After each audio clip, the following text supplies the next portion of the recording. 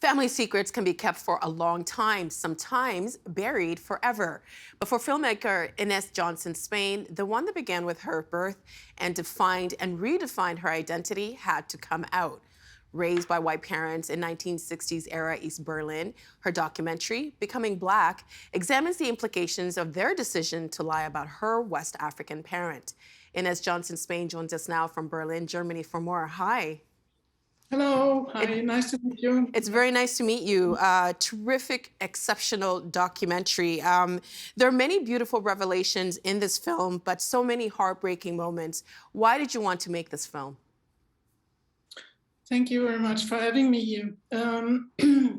Yes, why did I want to make it? It was a long process to come to this. So it wasn't clear in the beginning that I would make this film.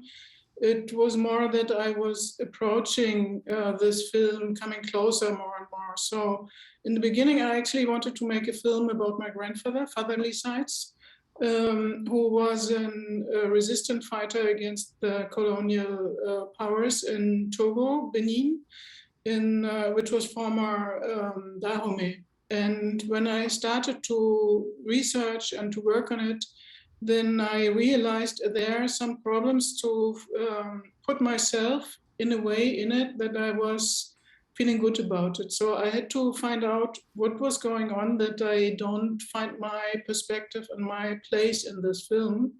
And that's why I needed to confront some questions. And when I started with this process, I was already in it, and I realized I really needed to go into this to discover all the secrets and taboos which were related to this.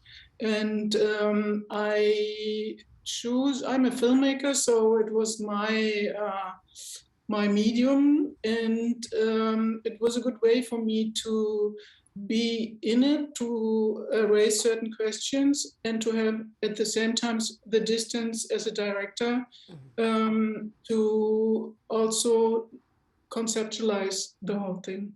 Because you are, like you said, you're trying to confront this thing from your past. So you're talking to people about some very, I guess, you're having these uncomfortable conversations with people that you love. And you're also filming in on two different continents. What were some of the challenges you faced when you were doing this process, when you were filming it? I mean, the biggest problem or challenge was to, how you said, to raise these questions and to uncover all the hidden things. And of course, it's not something you feel well about it, to confront people you actually love with such uncomfortable topics. And so I had to come through this process of accepting that it's just necessary for me, and that it even might bring some relief to the people I was talking to.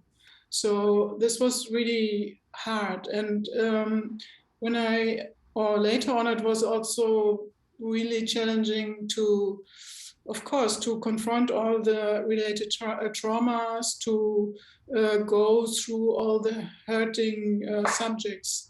And yeah, so. Were all the all the family members that you spoke to, both in Germany and in Togo, were they all on board from the get-go?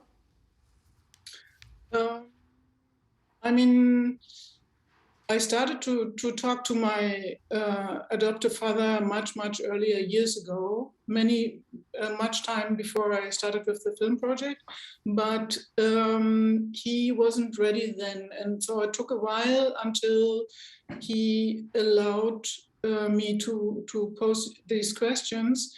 And the interesting thing was that he agreed when I was asking him about the film project.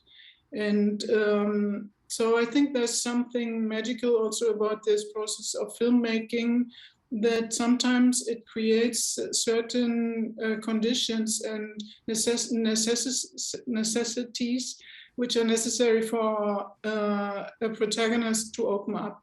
And I think this was the case. So throughout your whole childhood, there was a secret that was kept from you, and that was the fact that you were half Black, you were half African. You didn't find out this fact until you were 12 years old. When you found out, how did that change things for you? Yeah, how you can imagine in the beginning, it was first a big crisis, and I didn't know about how to handle with this, and it needed a long time. And the beginning was that I decided to just go my own way from this moment on, and to not include my German family in any decisions or any things which were important to me. Did And you feel betrayed? of course, of course. And so it was a really long time to come to a moment where I could see all this with a little distance, and to also know what would be necessary for me. And the other aspect was to learn that I have an African father, and father from Togo, was something which was so closely related to racism that it was very difficult in the beginning to deal with this, and to find something positive in it. Even this was necessary to go through and to appropriate my own story, and also my father, my West African family, and so on. How were you able to reconcile the relationship with your parents through making this film? Um, I think the most important thing was to know what was happening, to be able then to contextualize it, to know at which time it was happening, how were their circumstances, and to figure out what might have been the motivations to act the way like they did. And in the end, it was that I was just accepting that they gave me what they could give, but there were a lot of things they couldn't give because of their upbringing and their life stories with their parents and history and so on. And this made me, forgiving. It was already before I started to go to Togo. There's a point in the film when you're talking to your German father, and you said that you were grateful. And he seemed to be very uncomfortable by you saying that you were grateful. He says, no, no, no, I don't want to talk about that. When you watch it back, can you identify why you felt gratitude? Because his role in our family construction was important for me. He kind of protected me against the how do you say this, impulsive way of sometimes reacting to me from my mother. My mother was sometimes so emotional and so, I don't know, kind of freaking out. And he was the balancing aspect in this construction. So it was very important that he was there. And the other thing is that he never showed me that I was not his child. And this is something I just had to be grateful about. And it's interesting too, when you're having this conversation with him, some of the things that you say to him, he says he doesn't remember it that way. It's interesting growing up in a family dynamics, how different people can have different memories of the thing that happened. Was it difficult to talk to him about these things for the very first time? Yes, of course, it was very difficult because it was hidden for so long times, and it was related to so much trauma and very difficult experiences in my childhood, in my youth, and even as an adult. And so it has such a weight and such a load that it was very, very heavy, very difficult for me.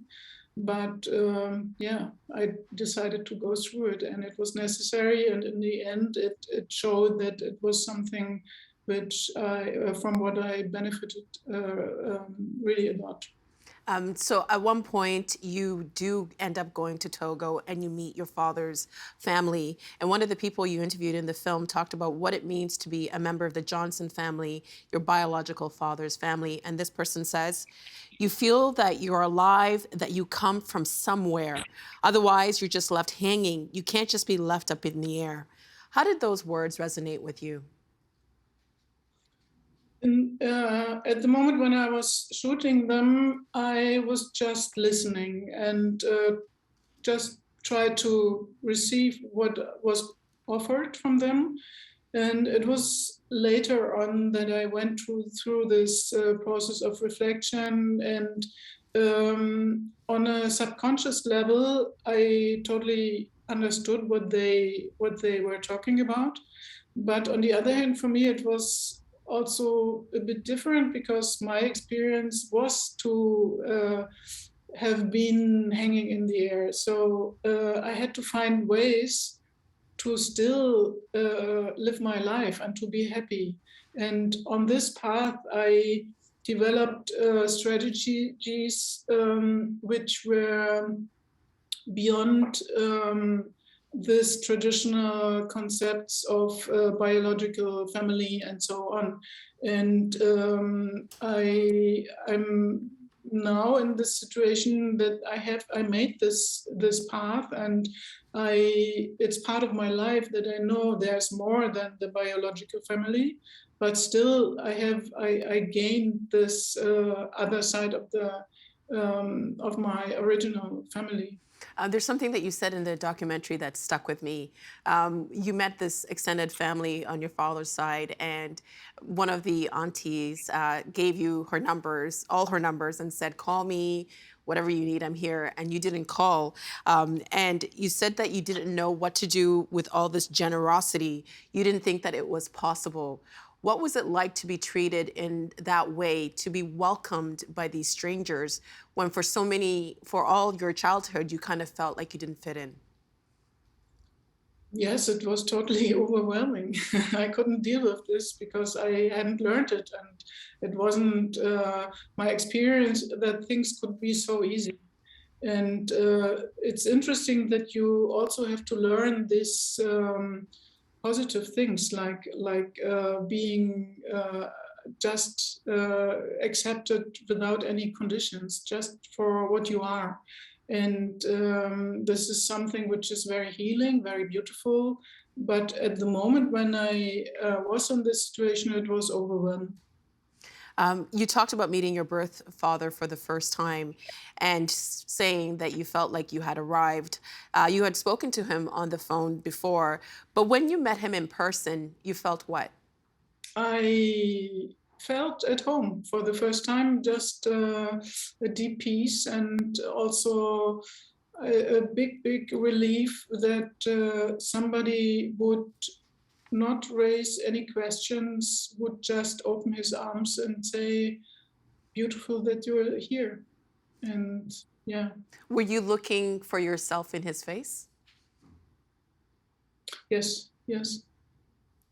That must Yeah, have. this was also interesting because when I went for the first time to Togo, they made a little ceremony with me and only the closest family, and they showed me a big picture of my grandmother, which I haven't seen because she passed away much earlier. And it was really very moving for me to look in her eyes and to have the feeling I look in my own eyes.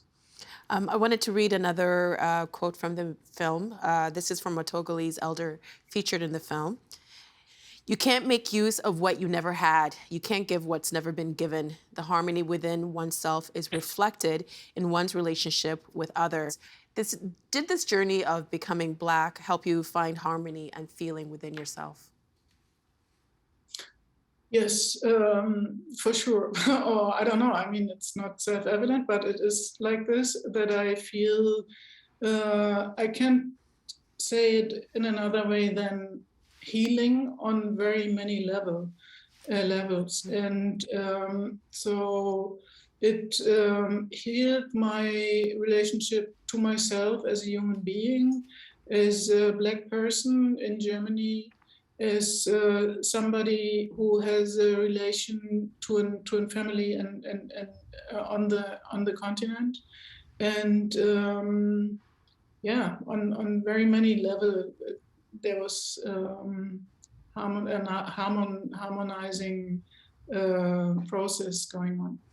It's one thing to look back on your life and try to make the pieces fit in.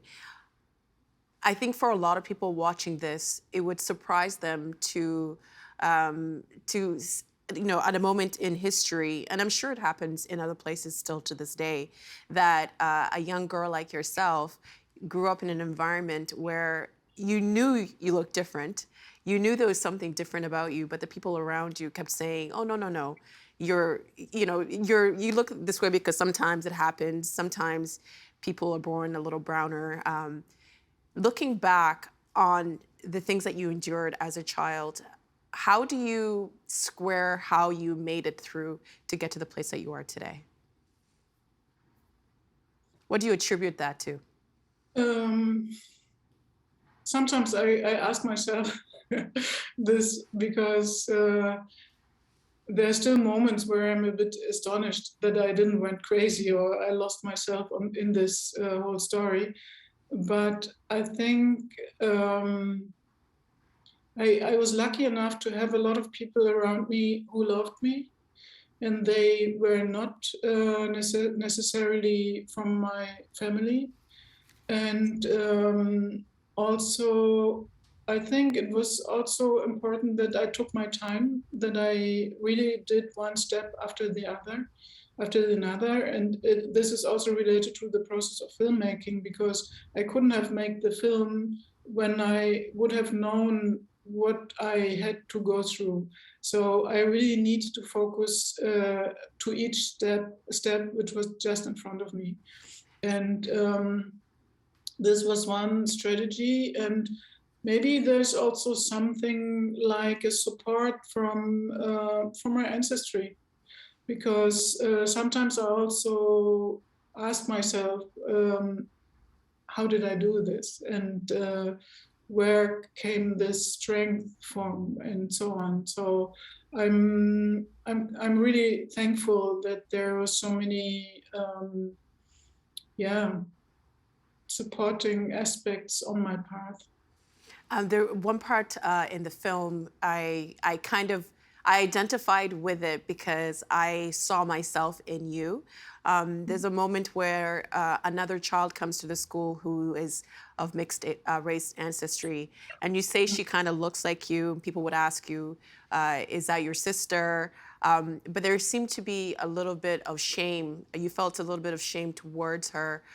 Now that you've gone through this process of making this film, you've met extended family. Can you pinpoint why is it that you felt uncomfortable being around her and seeing someone that looked like you? Yeah, I mean, it was really with a clear purpose that I put this scene in the film, because this subject of internalized racism is something which is really, really important for me, because this was also part of this liberation I felt, that I could yeah, free myself from all this internalized gazes, from this value system which was not mine. And so part of releasing this was, or the result of releasing this was also to accept myself as a Black person. And this is the very fatal thing. I don't know, do you say this in English, fatal? The very, very difficult thing with racism, that you eat things which are not yours, and you think it's you, it's your what you are. And so that's why it was something which was very important for me to tell in this film, because of course I couldn't accept this girl because I didn't accept myself as a little Black child. Because you would think that finally you see somebody that looks like you, that you could maybe have a relationship with, but then it's like, that's not, I don't want anything to do with this individual. In the end of the film, I thought this was such a nice reveal that you had this huge family. You had all these half brothers and sisters that you shared the same father, but they all looked like you. What was it like for you to finally find a place where you could see yourself and be accepted for yourself? Yeah, it was fantastic. It was a big gift. It was that for the first time I wasn't alone, because this was my experience. I thought it's just totally normal to always be alone. And then for the first time in my life, I saw people like me, and also people who were being still very different persons, and which would be, for example, having a totally different relationship to their blackness. And this was also very helpful for me to see there are other ways to live as what you are. Um, what did you learn from the process of creating the film and documenting these conversations? What I learned from this interesting question. Um, one thing is that it's so necessary to stick to your own story and to yourself, because I made this experience that it is so freeing and so enriching my life, that I can see how I benefited from this process. And even on a physical level, it healed me. And on another thing which I mentioned before already is this strategy to face one thing after another. So of course, I had an idea, and general idea about the film, but I knew I cannot face too many things at once. It would just block me. And I think I included this in my daily life experience, that now I also just go one step after another, and sometimes I'm surprised how much I can reach while I'm doing so. Um, in our last minute, I hope I'm not being too intrusive, but it's something that's just been sitting in my mind, because in the film you were able to speak to your stepfather about these really complicated and have these uncomfortable conversations, and you were able to meet your biological father and meet his extended family, but missing from that piece was your mother, because she died. Have you been able to reconcile that relationship, even though you weren't able to have those conversations with her, since she played such a pivotal role in who you are as a person? Yes, this is this is the case, definitely. During the making of this film, I learned so much about my mother, and also to see all these different aspects and the different sides and all the different relatives and family friends who told me about her, about this relationship, about going through. I learned more about where she came from with her family, her parents, and I understood a lot more about her, even though there are still a lot of questions I would raise if she would be alive. But there are, for me, there are possibilities to reconcile with somebody, even if he or she is already passed away. And this was happening in my case. So I really found peace with this, and I acknowledge, and I'm very much that there were different people, also, or especially female person, who played a motherly role in my life. And that's why I would also say family is much more than only the biological family. And and and opening up to this bigger perspective, I could also, What's the feedback been like for the film from the viewers, from people who watch the film from around the world? It's I'm very thankful. I'm very glad because the people is very much acknowledged. It's seen in many countries of the world. It's still on its way. It won prizes. I get a lot of feedback from people who are writing me personally, and it's not only people from the community. It's also people who are just touched by this topic of family secrets, taboos, and also just search for identity or belonging. And it's amazing how, that so many people reacted to this, and that I seem to have found a language which is possible to relate to for many people. Well, congratulations on the film. I loved reading how the critical response to your film from critics in Germany, for them to praise your work, considering the difficult upbringing that you had there. Congratulations, Ines. Thank you so much for spending some time with us. Thank you.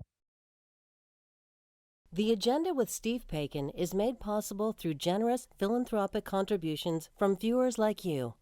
Thank you for supporting TVO's journalism.